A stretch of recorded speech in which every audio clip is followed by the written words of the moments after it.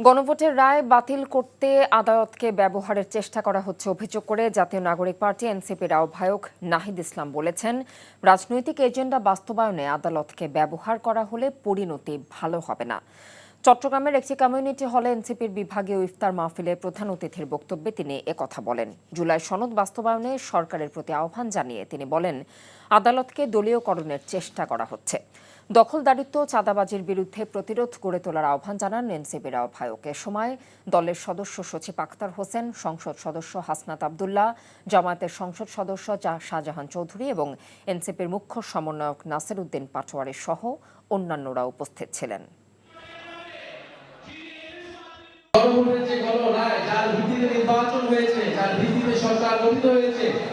সেই গণভোটের রায়কে বাতিল করার জন্য আদালতকে ব্যবহার করার চেষ্টা করা হচ্ছে। আদালতকে আবারও দলীয়করণ করার চেষ্টা করা হচ্ছে। আমরা স্পষ্টভাবে বলতে চাই, আদালতকে যদি রাজনৈতিক এজেন্ডার কারণে, নিজেদের দলীয় এজেন্ডার কারণে ব্যবহার করা হয়, চেষ্টা করা হয়, তার পরিণতি খুবই করুণ হবে। বিগত